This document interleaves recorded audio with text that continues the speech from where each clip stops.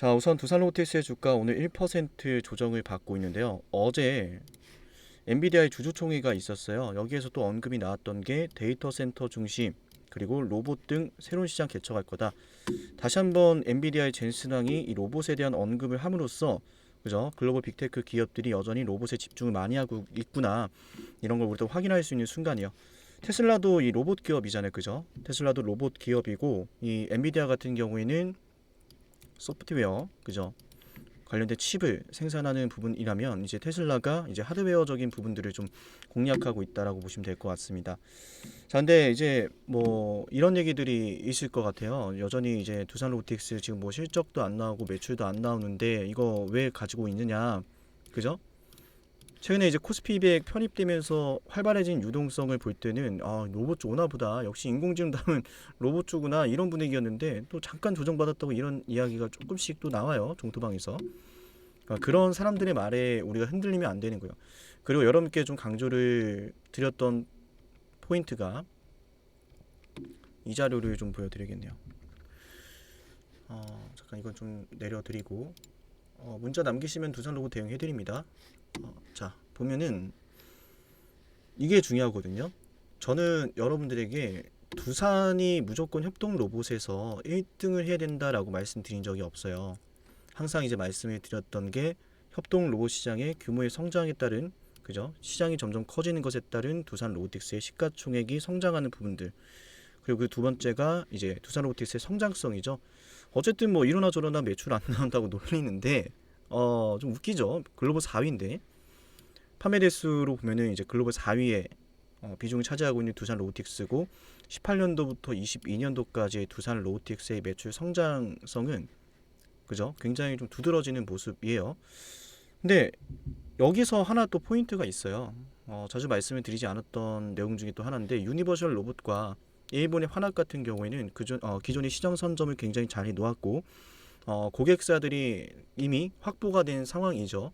특히나 이제 산업용 로봇에 있어서는 이 두 로봇 기업들이 이 미국과 유럽 굉장히 좀 장악을 잘 해놓았다라고 평가를 받을 수 있는데 그런 틈을 타서 이 두산 로보틱스가 이렇게 매출의 성장률이 무려 46%를 기록하면서 유니버셜과 환하게 비한 비해서 굉장히 비약적인 성장을 보여주었다는 것은 이 두산 로보틱스가 경쟁력이 있다는 것을 재차 확인할 수 있는 부분인데 두산 로보틱스가 경쟁력이 없다라는 발언은 뭐 여기저기 좀 많이 좀 나오고 있는데 통계를 가지고 와라 이렇게 말하고 싶어요.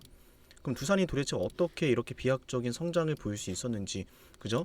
그래서 이런 것들을 확인해 보면 앞으로 협동 로봇 시장이 점점 커지면 커질수록 두산 로보틱스가 반드시 뭐 1등을 할 거다라고 말씀드릴 수 없는 상황이지만 1등을 하진 않더라도 분명히 이런 환합과 유니버셜 로봇과도 같은 글로벌 유수의 기업들을 따라가는 과정에서 발생을 하는 기대감이 주가의 원동력이 될 거다. 주가 상승의 원동력이 분명히 될 것이다. 이 부분을 좀 말씀을 드리고 싶습니다. 두산 로보틱스가 1등을 하지 않아도 돼요. 그죠?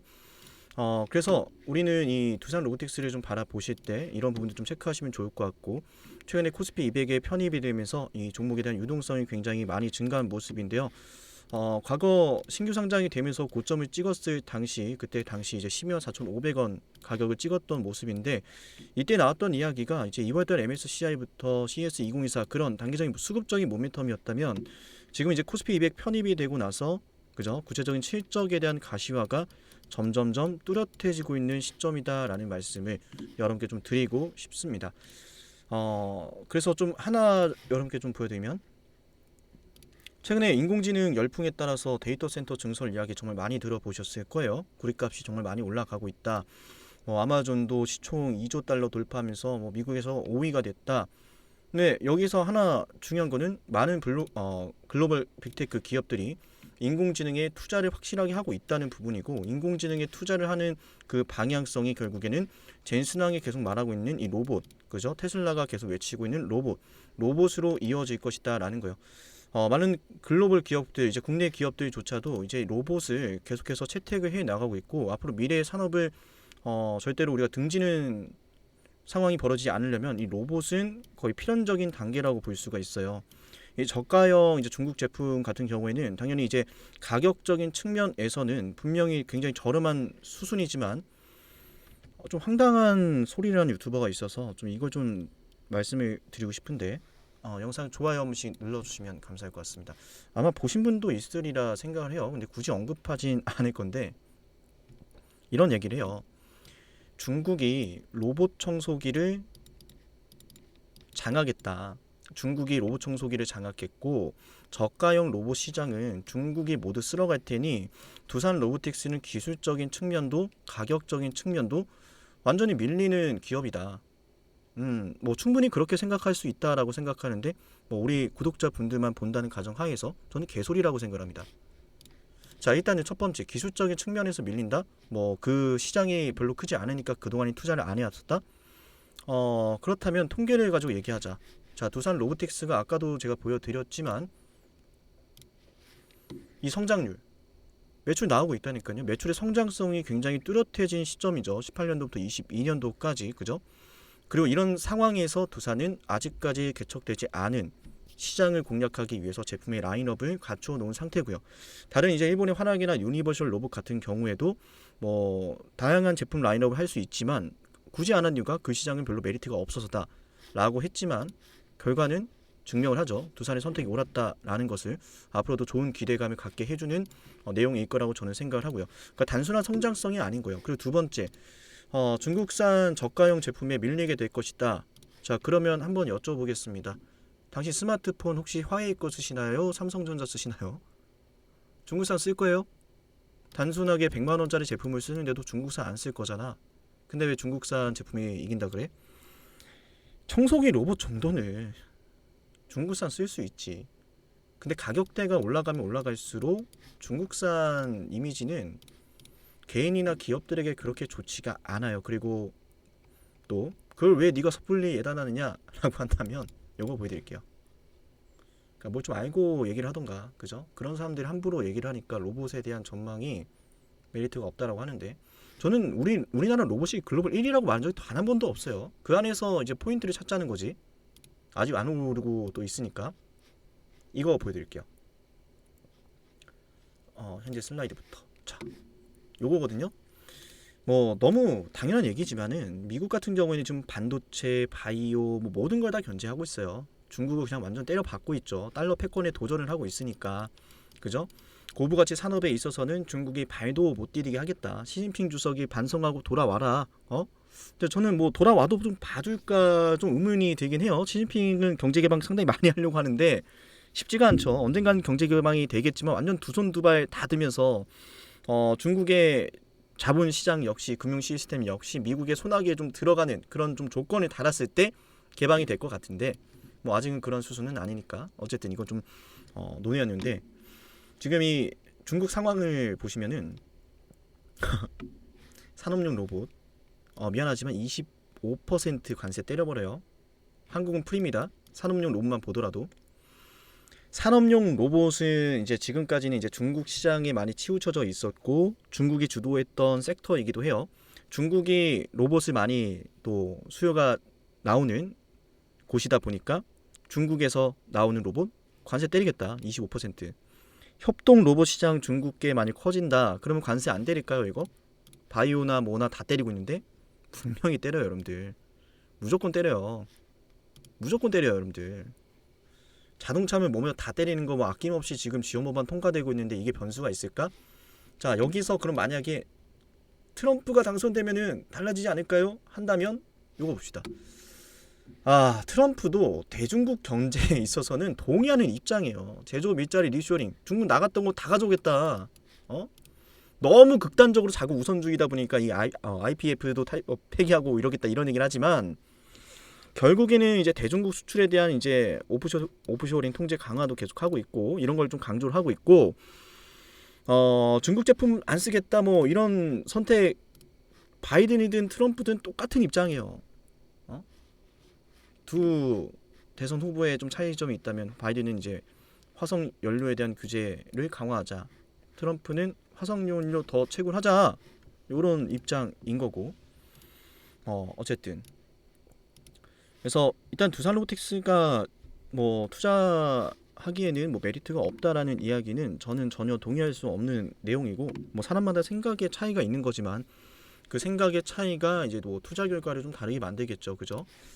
뭐 그동안에 제가 뭐 영상 찍어 드리면서 뭐 알테오젠 매집이나 뭐 한미 반도체 매집 과정이나, 그리고 놀랍게도 셀트리온 같은 경우에도 제가 굳이 언급은 안 했는데요. 12월 달에부터 찍었어요. 사실은 12월 달부터 1월 달에도 영상을 좀 한번 찍었었고, 찍고 나서 좀 조정 받았고, 그죠? 다시 한번 최근 또 찍고 있는데, 어쨌든 이런 상황에서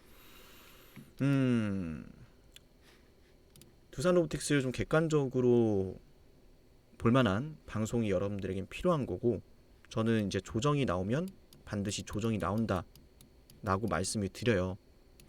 두산 로보틱스 말씀드리죠. 여기서 뭐 한번 짧게 치고 빠지고 갈지 아니면 길게 빠지고 갈지, 이거 주식 카리비가 와도 모른다. 있으면 데려와 보라는 거야. 그런 사람이 있으면은 이거 여기 무조건 그냥 마련할 수 있겠지. 본인 돈 그렇게 할 수 있냐고. 본인의 10억을 그렇게 판단하고 있어 들어가면은 두산 로보틱스 방송 안 하겠습니다. 그냥 없단 말이야. 그렇게까지 할 사람이. 응?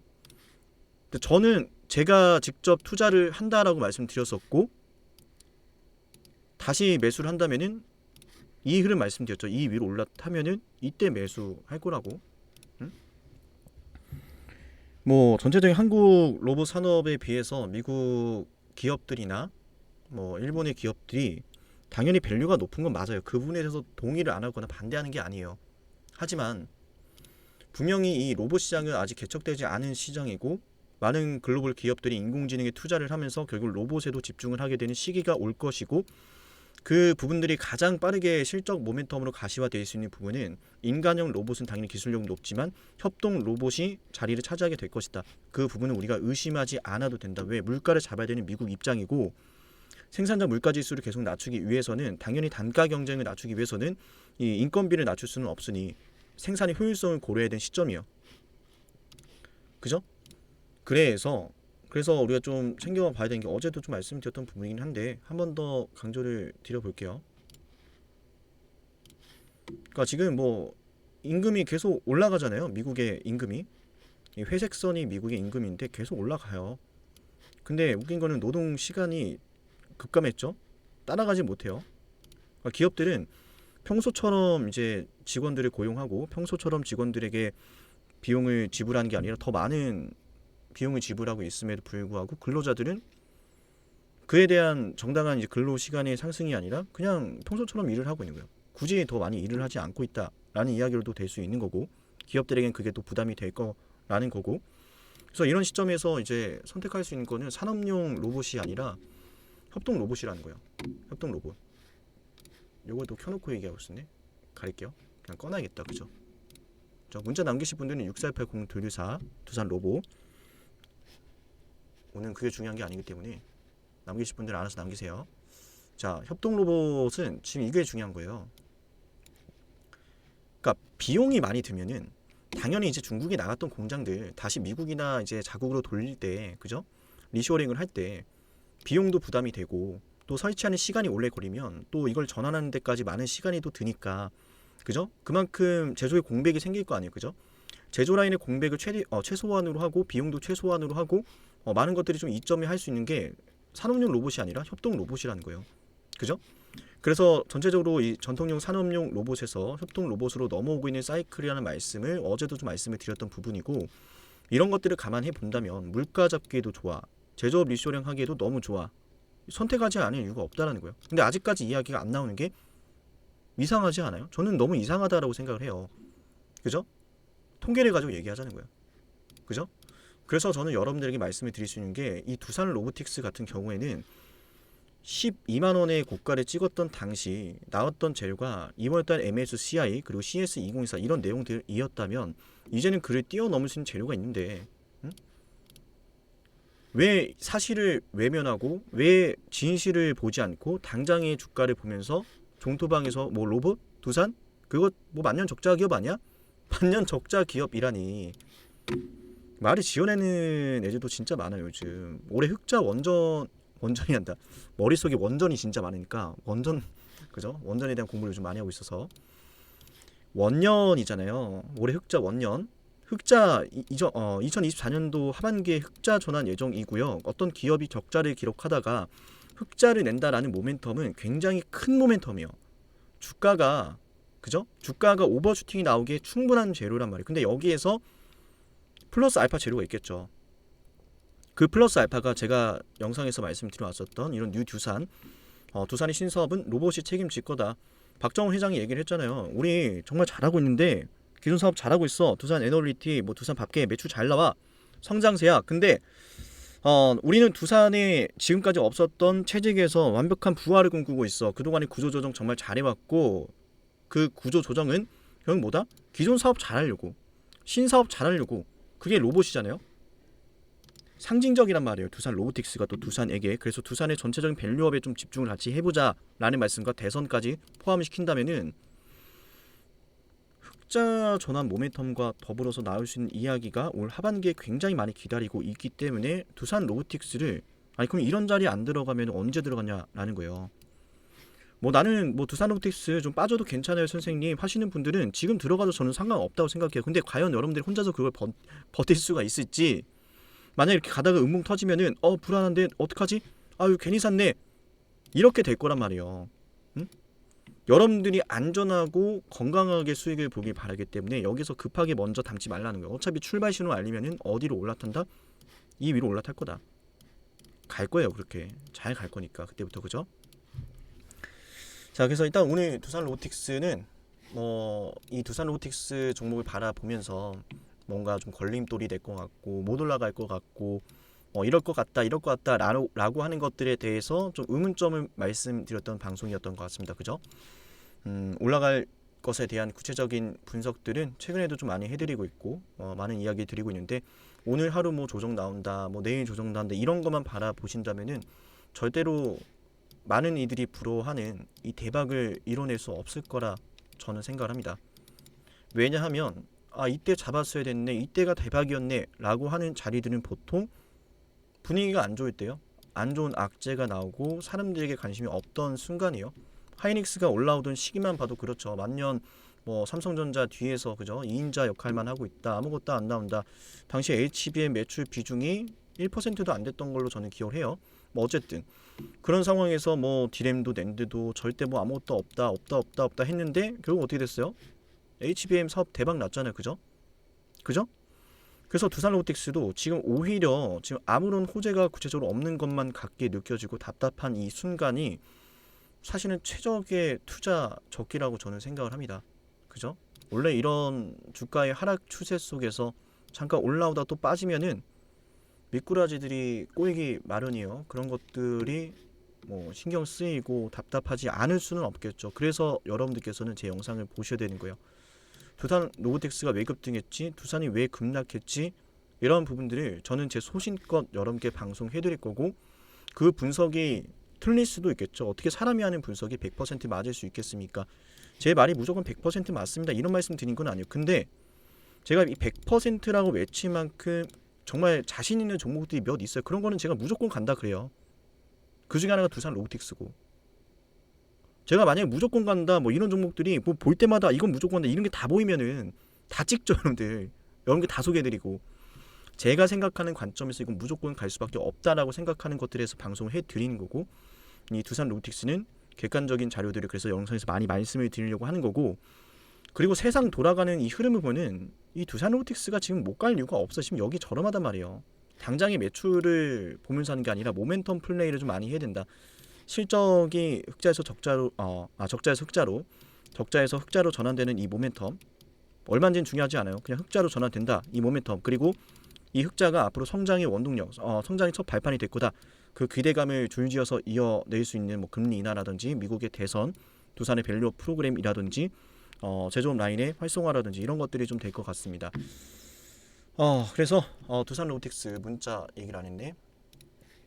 두산 로보틱스 영상 보시는 분들 두산 로보라고 남겨놓으시면은 이 두산 로보틱스 대응은 쌍남이가 도와드리도록 하겠습니다. 두산 로보틱스 때문에 고생 많으신 주주분들께서 힘을 좀 같이 내셨으면 좋겠고요. 저도 여러분들이 눌러주시는 좋아요와 댓글 하나하나가 결국 제가 영상을 더 열심히 찍고 함께 또 힘을 낼 수 있는 원동력이 되기도 합니다. 여러분께서 많은 문자 응원 보내주실 때도 큰 힘이 또 되고 있고요. 우리 같이 수익 내는 채널, 그죠? 나중에 시간이 지났을 때 성남님 그때 두산로브 기억해요 하면서 이때 수익 정말 잘 냈는데 이런 이야기들 편안하게 할 수 있는 채널, 그죠? 미래가 보이는 채널, 여러분과 함께 그 미래를 함께하는 상남이가 되겠습니다. 네, 오늘 영상 여기서 마치겠습니다. 감사합니다.